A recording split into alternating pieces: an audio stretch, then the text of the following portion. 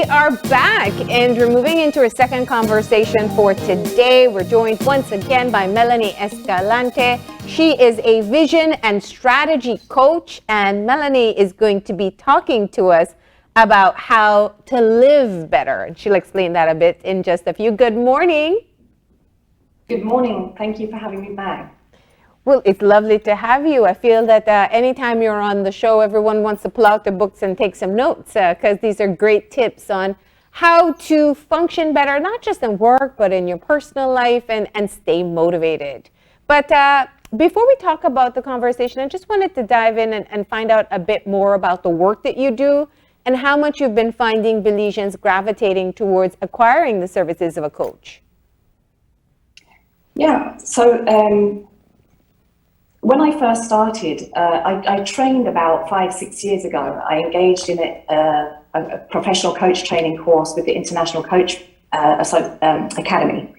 And that gives you the general coaching techniques that you need to engage people in the coaching space. And when I started, I was trying to decide what my niche would be. And I felt, based on my experience, I had 22 years in the management arena, that performance in the workspace, performance in life in general, would be an area that I would focus on. So I marketed myself as a performance and life coach. But my work has shown me that the missing piece for many of my clients has really been a vision for their life, a vision for their business moving forward. And generally, my clients, as they came to me, were moving into that space, just getting clarity on what their vision is or what their goals and dreams are, and then creating a plan to get there, creating a strategy to get there. And so it was after a couple of years that I redefined my niche into what I call the vision and strategy space, because I felt it was important to market myself in that way up front, so that people could know that when they come to me, that's the area we would be working on. Now, of course, in the vision and strategy space, you do touch on life issues. Yeah. Life is everything, right? So, we're still life coaching, but with a focus on really, what is it you want and how are we going to get there? And I've been finding it to be very effective. I get great feedback from my clients. I think that a lot of people are still not yet familiar with what coaching is. And so just to expand on that a little bit as well, it's really about providing a support structure, providing a safe and confidential space for people to brainstorm, for people to question themselves about who they are, what they want. Are they being and doing what it's going to take to get them to have the life, the business, the project, whatever it is they're working on? You guys have just been talking about the port, and evidently you would see a lot of visioneering and a lot of strategy is going into something like that. They're looking, I heard, 15, 20 years ahead, as it related at least to the logistics side. Yeah. But, we want to look at our lives or our business or organization from a perspective of where are we going and how can we get there? And it's really in that space that you start to get some sense of fulfillment, some sense of satisfaction, rather than being victim to the day-to-day going on. Yeah. You're focused on moving towards something that is important to you.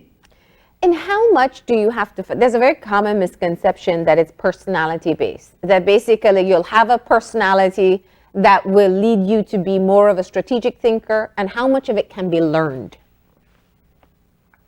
It can all be learned, I would say.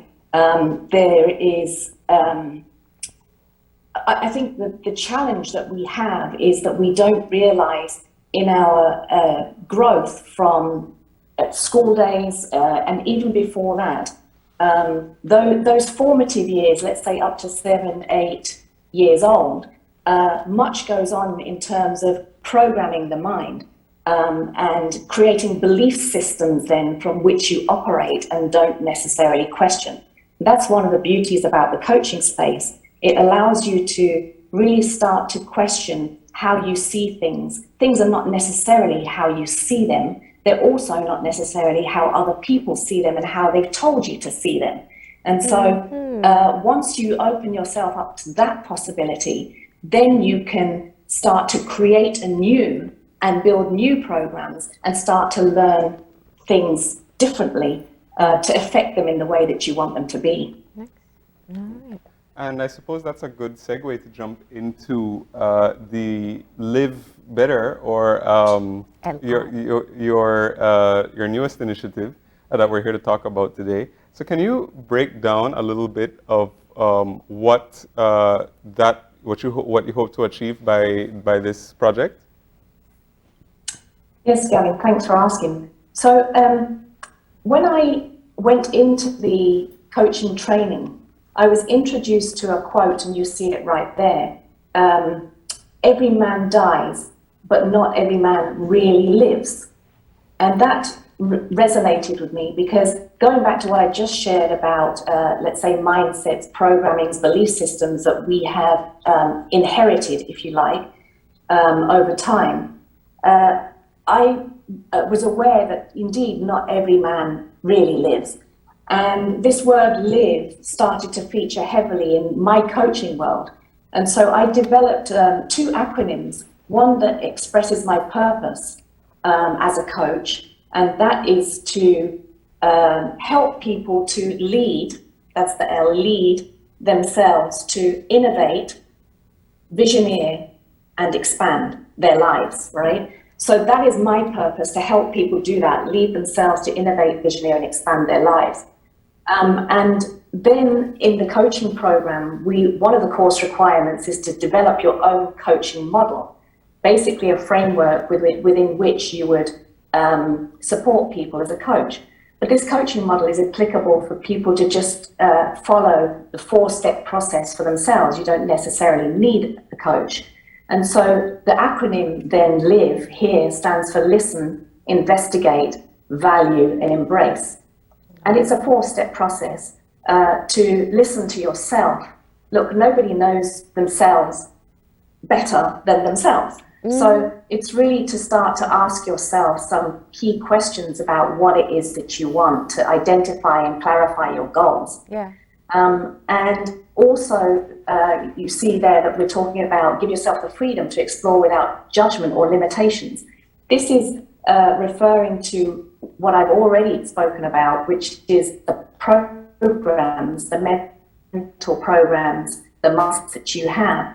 Try to put them down and not look at what it is that you want and how you want to get there through the eyes of what you have already experienced. Try to look at them afresh, and which is also why I talk about being open to new and old ideas, because sometimes we've dismissed an old idea, but we've been looking at it through the lens of limitation. So an old idea could actually become something new to help you achieve what it is that you want.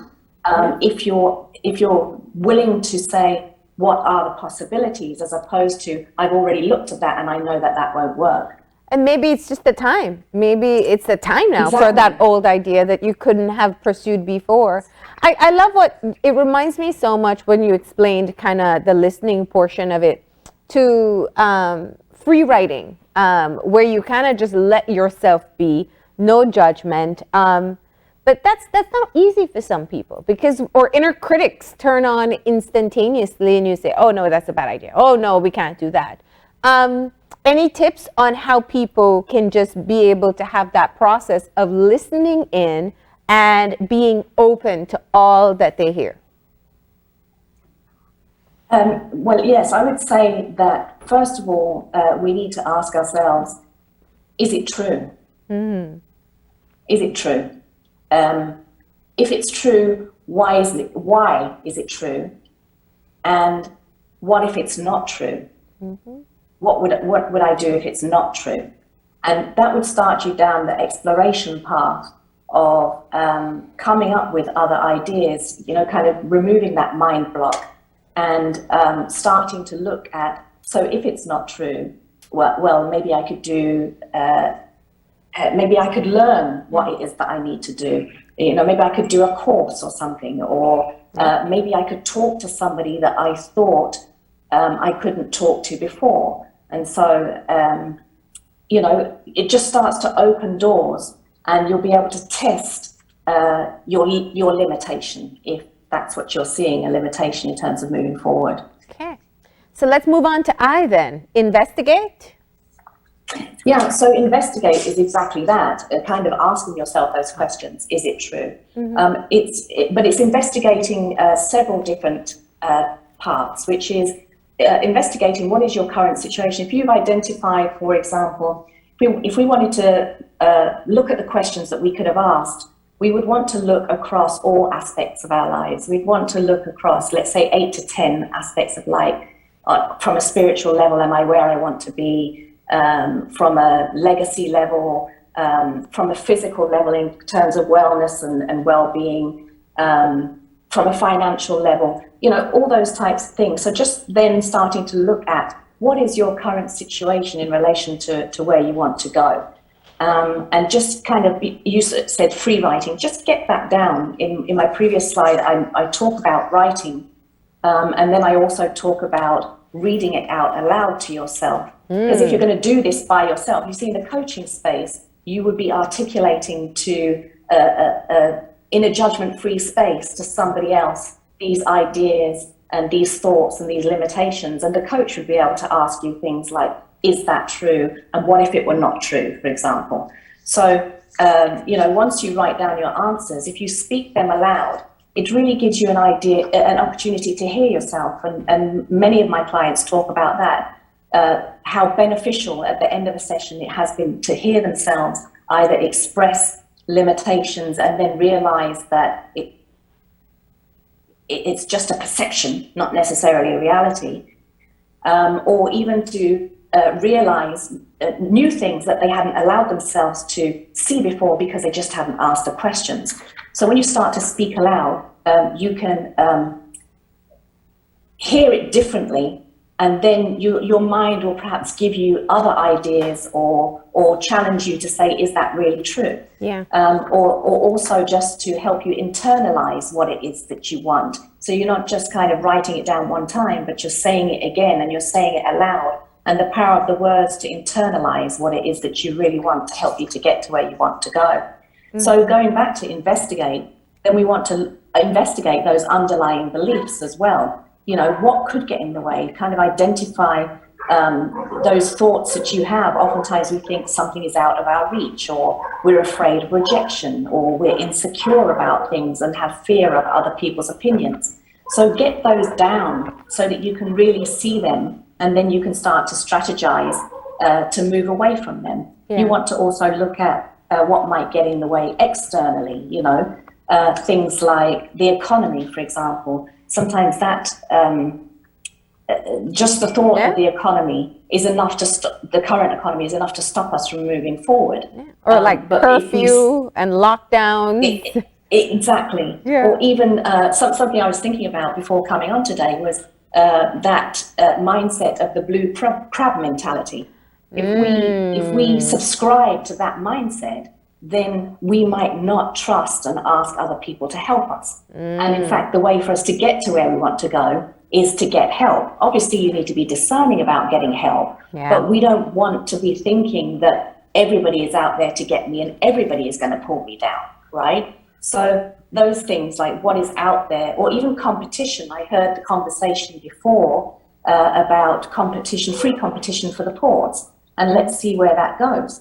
In the coaching space, when I introduced myself in Belize as a coach 3 years ago, I was not aware of anybody else specifically doing that. Training, yes, but not specifically and only offering coaching as a service.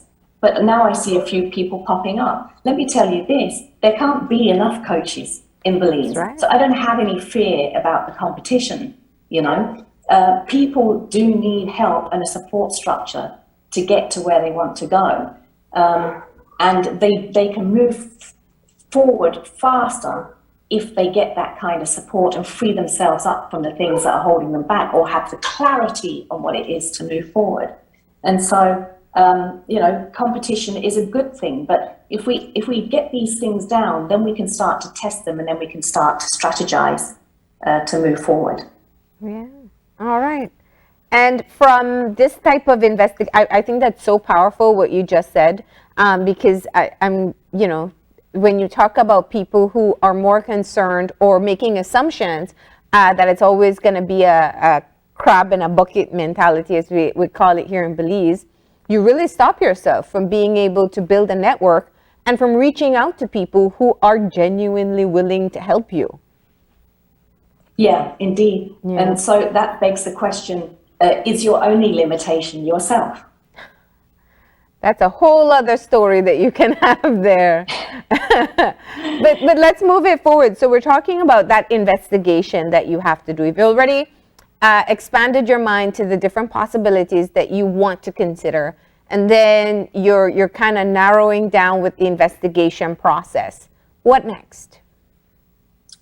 Well, I do want to emphasize here that one of the points that I have on that particular side of investigation is to use and don't be used by the power of your mind, habits and thought patterns. So going back to what we talked about earlier, you already have habits or mindsets or thought programs, and those habits and mindsets inform you and instruct you how to move. And so you're basically used by them. Now, some of them are good habits and thought patterns that work for you, but some of them are those that hold you back and get in the way. And so if we're talking about use the power of your mind as it relates to that, then if you don't have the mindsets that you need to make sure that you go to work in getting those. Yeah. So identify who it is, what it is that you need to do, need to be, how you need to become, and then start to create a habit around that. How do you create a habit? Practice, repetition. Just keep doing it. After a while, it becomes natural, right? And so taking it then to the next phase of the process, the V in the acronym L.I.V.E is value the process. Look, if you value something, if you value someone, you do something with it or you do something with them, right? So if we're saying this is the process to listen and investigate, then do something with it. And what do? You create an action plan. You set yourself priorities, timelines, milestones, measurements. Why do you do that? So that you can monitor and track yourself, and that you can have a plan to at least begin to follow. And then you also need to look at who can help you with it, who can help provide accountability structure around your goals, and who can help you with encouragement, and also what systems do you need? If it's something you need to do within a specific timeline, then the system you might need is a schedule. If you have physical and health goals, maybe you want a Fitbit. If you want to improve your financial position, maybe you want a budgeting app, or maybe you want to get access to online banking.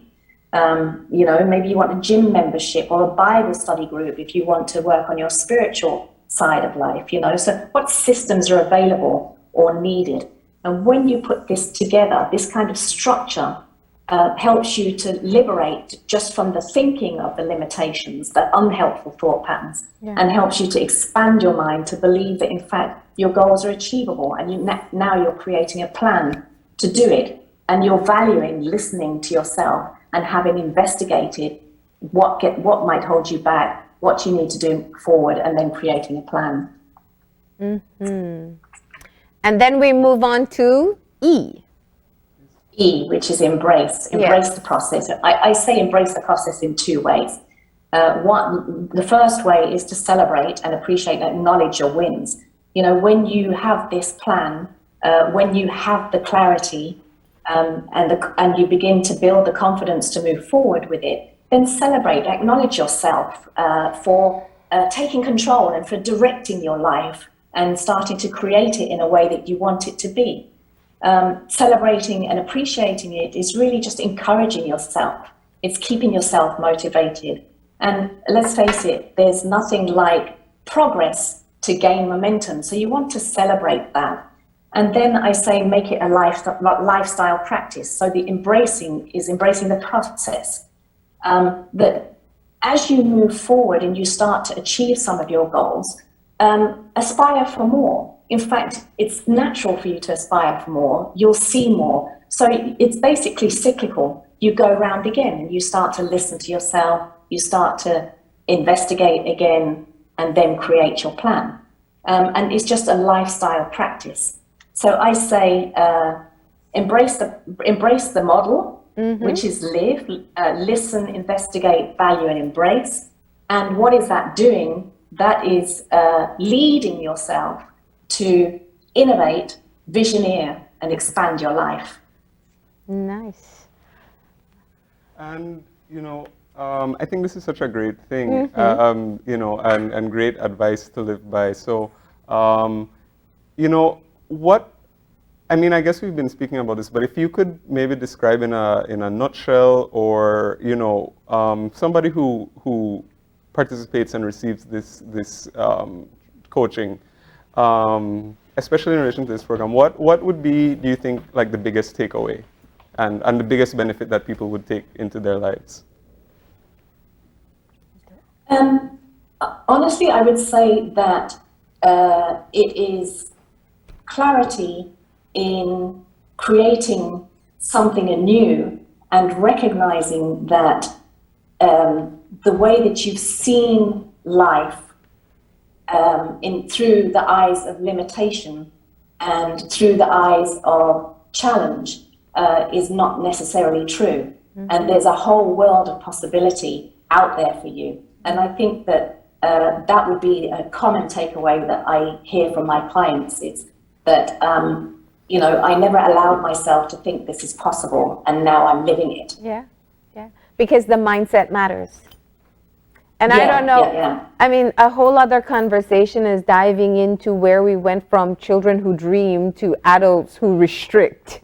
And I know that there can be blame all around as to how we made that shift. But, if you were to tell people, perhaps, even if they don't go through this whole process that you just explained, which, I definitely encourage people to do so. But if they were to change one thought process today to help them become, be on a better path towards having and establishing and wanting to establish that vision, what would that be? What would be one mindset shift that you could tell the public? I would say, going back to the idea of questioning, just asking yourself, what is it you want? Get into the habit of looking at everything that you do in the form of, what do I want from this? So it would be having a vision for everything. So we can talk about a huge vision, an overarching vision for life, but what is the outcome you want? Let's say, for example, what is the outcome that you want from being on Open Your Eyes this morning? Yeah. For me, I wanted to bring awareness to the fact that we can live better, right? And so, and this is a tool that I'm offering to help people to live better. And so I'm hoping that I have gone some way to achieving that goal for this particular session today, right? I see that you put the slide up there and it says, if we can accept that reality is constructed, then why not take control and construct your life? Felicia Law was a coach supervisor in the training that I did. And it's exactly that. Construct your life every step of the way. What is it that you want out of today? What is it you want out of next week, this month, the next year? And so I would say the mindset shift is have that vision. And if you remember the last time you invited me on, we talked about the transformational power of a compelling vision. Yes. And so it's really to consider what is it that you want and have a vision for your life or just a vision for the particular thing you're working on for the day? What outcome do you want? What results are you looking for? I'm so glad you said that, because if people really get daunted by the idea of the macro picture, if they're thinking, oh, this is too large for me to endeavor, if you start that practice with just, what do I want out of this conversation? What do I want out of this meeting or this engagement? It really does help you to reach the goal that you want. The final quote that you had there, I think you said that your clients realize that they can be able to achieve things they never thought were possible. What's the point where you realize that they're making that shift? Well, it's different for everybody, of course, because some people are already successful. Well, I think everybody is successful in terms of different achievements that they made in life. So even that is kind of relative to your perspective, right? Yeah. But at varying levels of success, people come to the coaching space. Some people are just stuck, not clear on what the next moves are. Mm-hmm. Some people are coming just from a place of frustration. Some people come from, there must be more to life than this, right? And so when it's like that, oftentimes we find ourselves spending a few sessions on just looking at this, then when we say there has to be more to life than this, so that we can move past what it currently is, to start to say, wow, there is possibility in questioning and being willing to look at doing something differently. Yeah. Such a great conversation. Melanie, thank you so much for sharing this with us today. How do people get in touch with you if they want to find out more? Sure. If you don't mind, I'd just like to refer you guys to my Vision Map workbook that I created a couple of months ago. Nice. This is a book that helps people to create that vision. It can be the macro visions we talked about, or it could be based on a project that you're working on. It could be your life overall. It could be a vision for your business. Mm-hmm. So I created this map to help people walk through that process, and that's available electronically and also in hard copy. And so there's support there. Even if you don't come into the coaching space, there's support there to do that. And also I'm developing a course to go along with the workbook. And so I'll be announcing that in the next few weeks once that's finished. Oh. So yes, well, we do hope. I was going to say, I hope you come back and tell us more about the course. Yeah, thanks. I will. Yeah. So I'm on the usual social media, at least not TikTok yet, but I'm on Facebook, Coaching with Melanie, Instagram, coaching_with_Melanie. And my number's there, 610-0999. I can be reached by that too. And I have a website, coachingwithmelanie.com. All right. Well, Melanie, thank you so much for helping us out with these tips this morning. I'm very sure some of our viewers who tuned in have walked away with some additional skills to help them get moving in the direction that they want to go. So thank you, and we'll hear from you soon with that course. Thanks so much. Take care. Bye-bye. With that, we're going to go ahead and take a break. Yep, and when we come back, we're going to be getting an update from the Catholic Diocese of Belize. So please stay tuned, and we'll be right back.